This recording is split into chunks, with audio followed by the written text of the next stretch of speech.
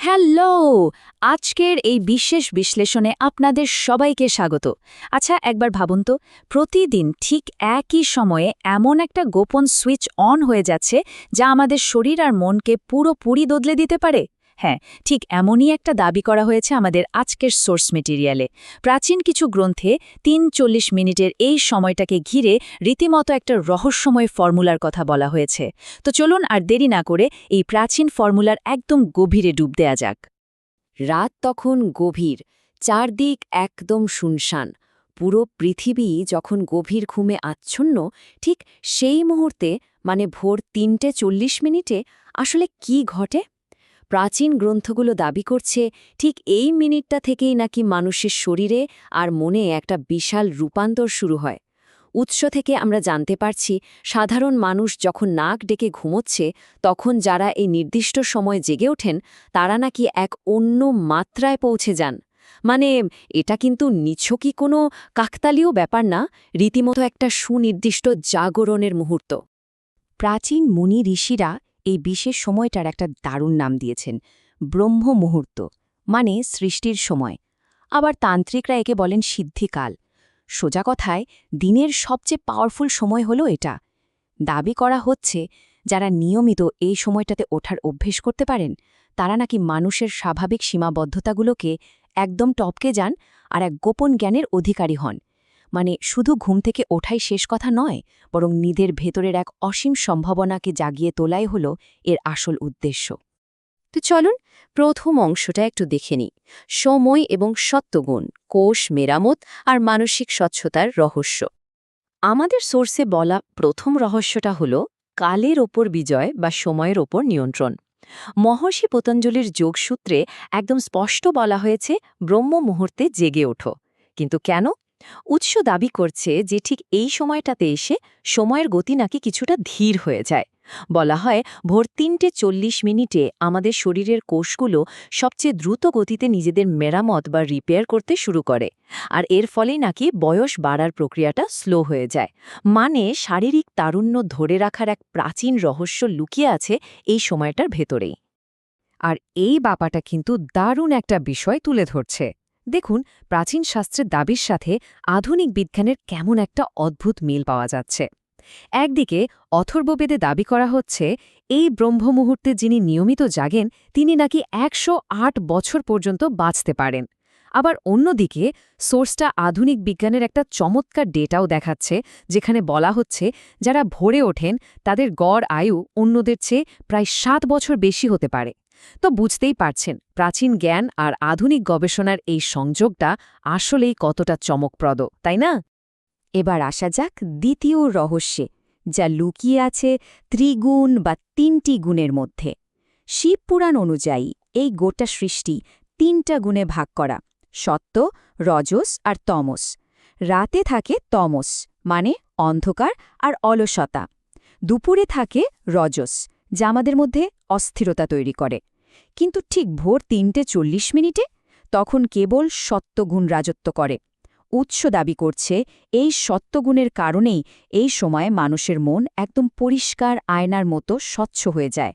আর এই অসাধারণ বিশুদ্ধতা আর শান্তির কারণেই নাকি এটা সাধনার জন্য একদম পারফেক্ট একটা সময়। আমাদের আলোচনার দ্বিতীয় অংশ আজ্ঞাচক্র এবং নারী, শক্তির কেন্দ্র আর শুদ্ধিকরণের কিছু অসাধারণ রহস্য নিয়ে। এখন এই জায়গাটা একটু খেয়াল করুন। তন্ত্রশাস্ত্র বলছে আমাদের ঠিক কপালের মাঝখানে রয়েছে আজ্ঞাচক্র, যেটাকে আমরা তৃতীয় নেত্র বা শিবের আসন বলি। দাবি করা হয় ঠিক ভোর ৩:৪০ এটা পুরোপুরি অ্যাক্টিভ হয়ে যায়, যা নাকি দিব্যদৃষ্টি দেয়। এটাই হলো তৃতীয় রহস্য। আর সবচেয়ে ইন্টারেস্টিং ব্যাপারটা কি জানেন? আধুনিক বিজ্ঞান ঠিক এই জায়গাতেই পিনিয়াল গ্ল্যান্ডের অবস্থান নিশ্চিত করেছে। শুধু তাই না, বিজ্ঞান বলছে ঠিক এই ভোরের প্রাক্কালেই আমাদের শরীরে মেলাটোনিন হরমোনের উৎপাদন একদম সর্বোচ্চ পর্যায়ে থাকে। কি অদ্ভুত মিল, তাই না? চতুর্থ রহস্যটা বুঝতে হলে আমাদের এই বিশাল সংখ্যাটার দিকে তাকাতে হবে, ৭২,০০০।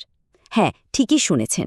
যোগশাস্ত্র দাবি করছে আমাদের শরীরের ভেতরে ঠিক এতগুলো সূক্ষ্ম শক্তির চ্যানেল বা নাড়ি আছে, যেগুলোর ভেতর দিয়ে আমাদের প্রাণশক্তি সারাক্ষণ প্রবাহিত হচ্ছে। না, এগুলো কিন্তু আমাদের চেনা জানা কোনো শারীরিক শিরা উপশিরা না। এগুলো হলো শক্তির একদম অদৃশ্য কিছু রাস্তা। এই যে ৭২,০০০ নারীর কথা বললাম, এদের মধ্যে প্রধান হল ৩ জন: ইরা, পেঙ্গলা আর সুষুম্না। সোর্স বলছে ভোর ৩:৪০ আমাদের চারপাশের বাতাস থাকে সবচেয়ে ফ্রেশ, একদম বিশুদ্ধ, আর প্রাণশক্তিও থাকে দারুণ সঘন। এই সময়ে শ্বাসপ্রশ্বাসের মাধ্যমে এই নাড়িগুলো নাকি ভেতর থেকে শুদ্ধ হয়ে যায়, আর তখনই কুণ্ডলিনী শক্তি জাগ্রত হওয়ার রাস্তা একদম ক্লিয়ার হয়ে যায়। তবে হ্যাঁ, উৎস উপাদান কিন্তু এখানে একটা খুব কড়া সতর্কবার্তাও দিয়েছে। কোনো রকম মানসিক প্রস্তুতি ছাড়া হঠাৎ করে একদিন হুট করে এই প্র্যাকটিস শুরু করলে শরীরে এবং মনে কিন্তু বেশ বড়সড় একটা ধাক্কা লাগতে পারে। আর ঠিক এই কারণে ওই হঠাৎ ধাক্কাটা সামলাতেই প্রাচীন ঋষিরা একটা দারুণ ৭ দিনের রুটিন বা ক্রমিক পথের কথা বলে গেছেন। আসুন দেখি এটা কিভাবে কাজ করে। প্রথম ২ দিন আপনাকে উঠতে হবে সকাল ৬টায়, এরপরের ২ দিন ৫টায়, তারপর সোয়া ৪টে, আর শেষমেশ ৭ম দিনে গিয়ে আপনার টার্গেট হবে সেই ৩:৩০ ওঠা। এই যে ধাপে ধাপে এগোনোর পদ্ধতি, এটা মূলত শরীর আর মনকে কোনো রকম শখ বা আকস্মিক ধাক্কা ছাড়াই নতুন রুটিনটার সাথে চমৎকারভাবে মানিয়ে নিতে সাহায্য করে। ঠিক আছে, এবার আমরা চলে যাচ্ছি তৃতীয় অংশে, ইচ্ছাশক্তি এবং ঐশ্বরিক আশীর্বাদ। চলুন দেখি সংকল্প আর পৌরাণিক উপস্থিতির রহস্যগুলো কি। আমাদের পঞ্চম রহস্যটা হল ইচ্ছাশক্তির একদম চূড়ান্ত ক্ষমতা নিয়ে। উৎস উপাদান খুব জোর দিয়ে দাবি করছে যে ভোর ৩:৪০ একজন মানুষের ইচ্ছাশক্তি বা উইল পাওয়ার একেবারে তার সর্বোচ্চ শিখরে অবস্থান করে। আচ্ছা, প্রাচীন তপস্বী আর যোগীরা কেন ঠিক এই সময়টাকেই তাদের সাধনার জন্য বেছে নিতেন জানেন? কারণ তাদের বিশ্বাস ছিল এই সুনির্দিষ্ট সময়ে নেয়া যে কোনো সৎ সংকল্প বা রেজলিউশন পুরোপুরি বাস্তবে রূপ পাওয়ার সম্ভাবনা সবচেয়ে বেশি থাকে। এক কথায় এটা হলো ম্যানিফেস্টেশনের সেরা সময়। এবার আসা যাক ষষ্ঠ এবং চূড়ান্ত রহস্যে। পৌরাণিক বিশ্বাস অনুযায়ী দেবতাদের আশীর্বাদ। পুরাণ বলছে ব্রহ্ম মুহূর্তের এই সময়টাতে মহাজাগতিক শক্তিগুলো নাকি সবচেয়ে বেশি অ্যাক্টিভ থাকে। দাবি করা হয় ঠিক এই সময়ে ব্রহ্মা সৃষ্টির কাজে, বিষ্ণু পালনের কাজে, আর মহাকাল অর্থাৎ শিব একদম গভীর ধ্যানে মগ্ন থাকেন। যোগীদের বিশ্বাস হল এই সময় জেগে থাকলে এই ৩টে অসীম মহাজাগতিক শক্তির সাথেই খুব সহজে কানেক্ট করা যায়, আর তাদের সম্মিলিত আশীর্বাদও লাভ করা সম্ভব হয়। আমাদের আলোচনার একেবারে শেষ অংশে চলে এসেছি আমরা। ২১ দিনের মহাকাল সংকল্প, এক অভাবনীয় রূপান্তরের পথ। দেখুন, এতক্ষণ তো অনেক দারুণ দারুণ কথা হলো, কিন্তু আসল বাস্তবতাটা কিন্তু বেশ কঠিন। সোর্স খুব স্পষ্টভাবে একটা সতর্কবাণী দিচ্ছে। বলছে এই অনুশীলন শুরু করা মানুষদের মধ্যে প্রায় ৯৫%ই মাঝপথে গিয়ে ফেল করবেন। কারণটা খুব সিম্পল, ঘুমের প্রতি আমাদের যে মারাত্মক টান বা মোহ। কিন্তু ভাবুন তো, ওই বাকি যে ৫% মানুষ নিজেদের শরীর, মন আর আত্মার উপর পুরোপুরি নিয়ন্ত্রণ আনতে পারবেন, তাদের কি হবে? দাবি করা হচ্ছে তারা নাকি সাধারণ মানুষের গণ্ডিটা একেবারে পেরিয়ে গিয়ে এক অসাধারণ স্তরে এবং ঐশ্বরিক শক্তির খুব কাছাকাছি পৌঁছে যাবেন। আর ঠিক এই জায়গাতেই আজকের এই বিশ্লেষণ আমাদের একটা বিশাল প্রশ্নের মুখে দাঁড় করিয়ে দিচ্ছে। প্রাচীন জ্ঞান, আধুনিক বিজ্ঞান আর মানসিক শৃঙ্খলার যে অদ্ভুত সুন্দর একটা মেলবন্ধন আমরা দেখলাম, এটা কি স্রেফ একটা থিওরি, নাকি আসলেই জীবন বদলে দেওয়ার কোনো গোপন চাবিকাঠি?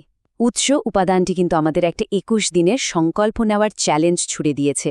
সাধারণ থেকে অসাধারণ হয়ে ওঠার এই কঠিন কিন্তু দারুণ রোমাঞ্চকর পদক্ষেপটা নেওয়ার সাহস কি সত্যি করা সম্ভব? এই প্রশ্নটাই আপনাদের ভাবনার জন্য রেখে আজকের আলোচনা এখানেই শেষ করছি। নতুন কোনো বিষয় নিয়ে পরবর্তী আয়োজনে আবারও কথা হবে।